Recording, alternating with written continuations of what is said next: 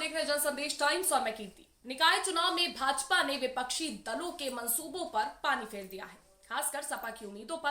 3 दशक से निकाय चुनाव में बेहतर प्रदर्शन का दावा करने वाली सपा इस चुनाव में पिछली बार से भी पिछड़ी साबित हुई है। जी हां, राजनीतिक जानकार मानते हैं कि सपा के खराब प्रदर्शन के पीछे बसपा प्रमुख मायावती का मुस्लिम कार्ड है। इस निकाय चुनाव में बसपा ने 13 मेयर सीटों पर 11 मुस्लिम चेहरे उतारकर सपा के वोट बैंक में सीधे सेंधमारी कर दी। पिछली बार की तरह इस निकाय चुनाव में बसपा अपने सिंबल पर चुनाव लड़ी थी। बसपा की वजह से सपा 7 सीटों पर तीसरे नंबर पर और 9 सीटों पर दूसरे नंबर पर रही। सपा ने मेयर पद के लिए 4 मुस्लिम कैंडिडेट फिरोजाबाद से मशरूर फातिमा, सहारनपुर से नूर हसन मलिक, अलीगढ़ से जमीर उल्लाह खां पर भरोसा जताया। पार्टी ने केवल गाजियाबाद से यादव चेहरे को मेयर का टिकट दिया था। तो वहीं राजनीतिक जानकार मानते हैं कि मायावती ने 17 मेयर उम्मीदवारों में से 11 टिकट मुस्लिमों को दिए हैं। पार्टी ने पहले चरण में 10 सीटों पर उम्मीदवारों का ऐलान किया था।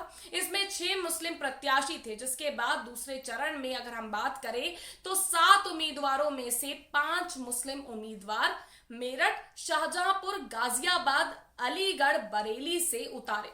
यानी कि पार्टी जो है सपा के कोर वोटर्स में सेंध लगाने की पूरी कोशिश कर गई। माफिया अतीक अहमद और अशरफ के एनकाउंटर के बाद बसपा प्रमुख मायावती ने सपा पर गंभीर आरोप भी लगाए थे।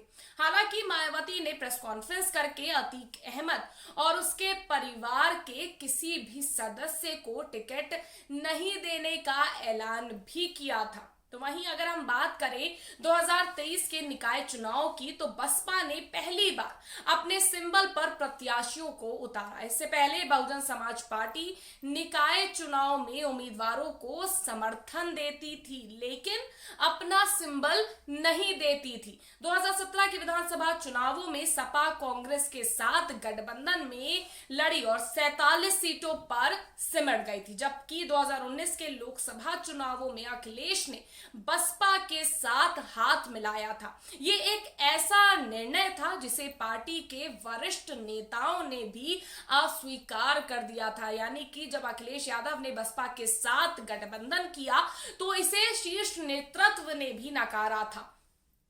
अब चुनाव में सपा को इस गठबंधन से कोई फायदा भी नहीं हुआ था। हालांकि बसपा को इस गठबंधन का फायदा हुआ और 10 लोकसभा सीटों पर जीत दर्ज की, लेकिन इस चुनाव के बाद गठबंधन टूट भी गया था।